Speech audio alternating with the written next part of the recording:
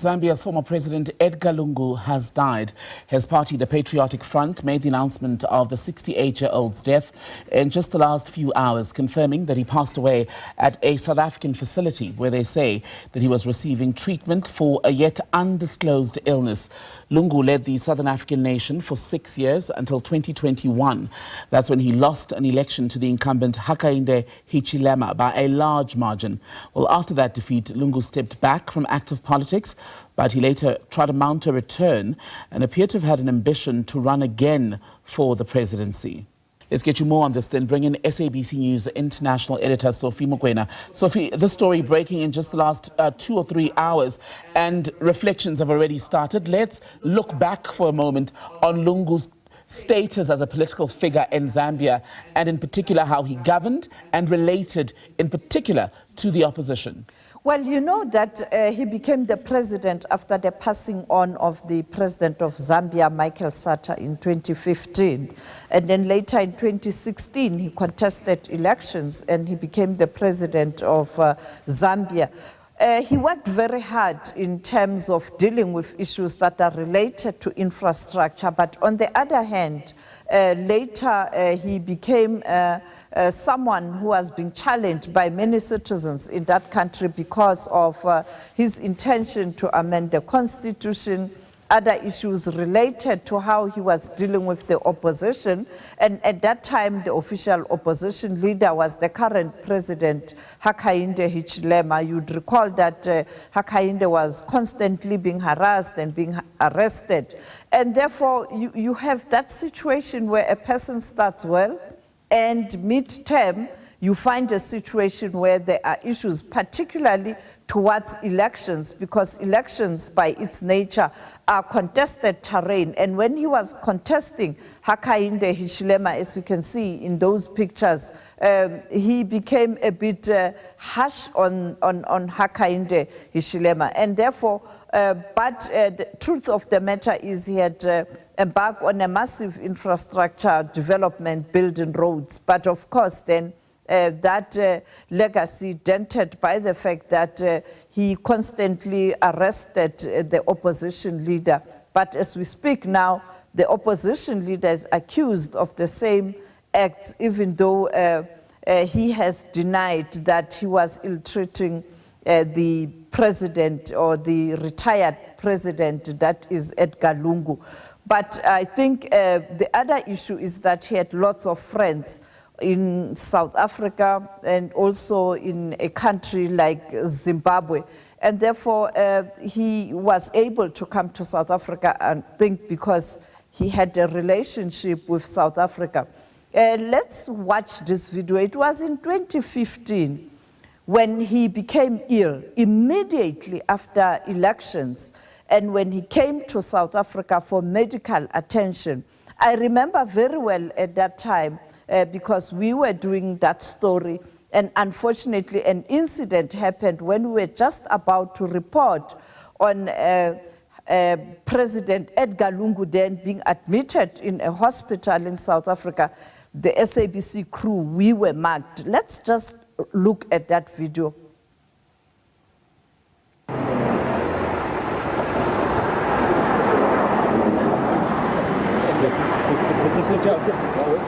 Okay, sorry. Give me.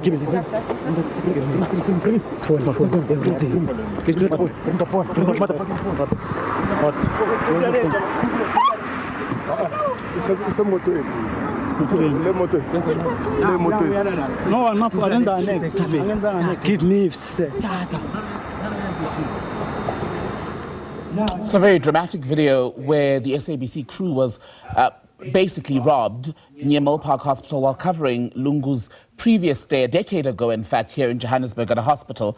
And Sophie, since then, I just want to circle back to the political situation in Zambia. How did he relate to Hichilema in subsequent years? Were they able to heal what was a very tense relationship?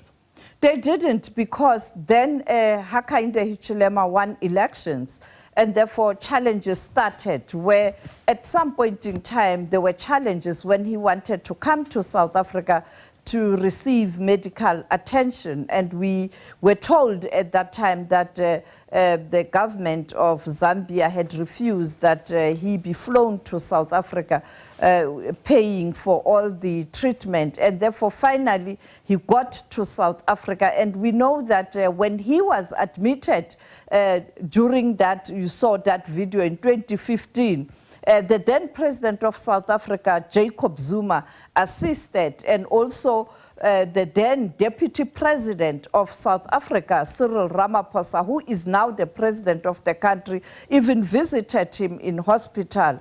And that is why even now we had earlier on the spokesperson of government, Vincent, talking about message of condolences to the Zambian people on the passing on of the former president Edgar Lungu, because it was in 2015, during that time when we were covering his hospitalization, the relationship in terms of helping him with medical challenges started. And even now, as we speak, he was in South Africa receiving medical challenges. It was almost 5 months.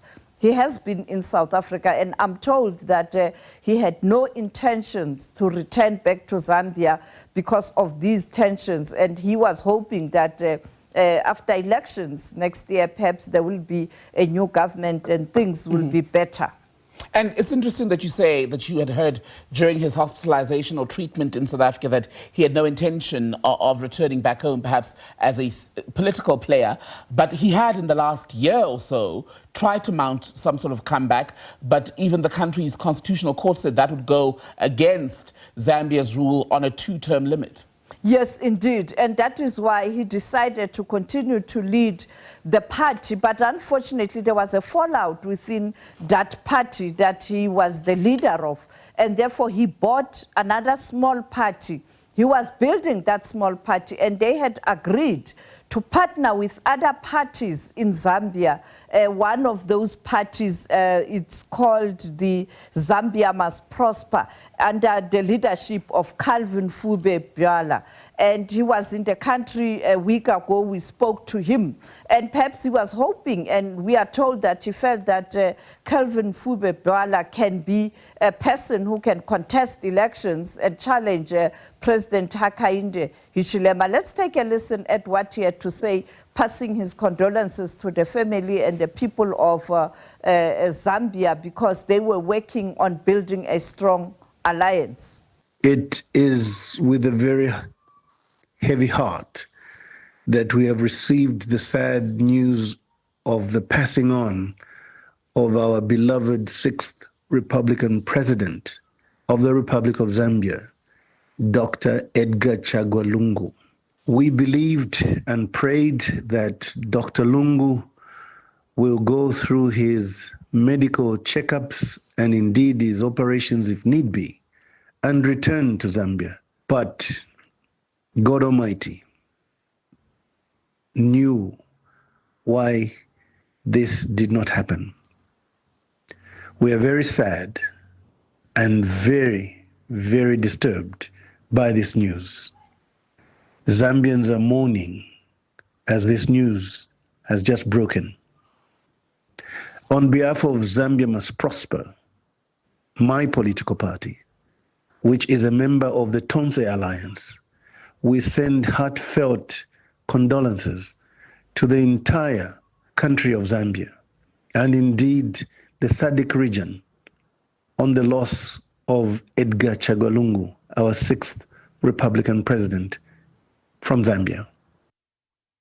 You told us earlier, Sophie, just briefly as we conclude, that Lungu had, as we know, in the last decade, been treated in South Africa before.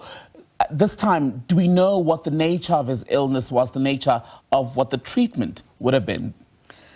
It's not clear yet, but there are reports that he had challenges in terms of swallowing food, and it started at that time.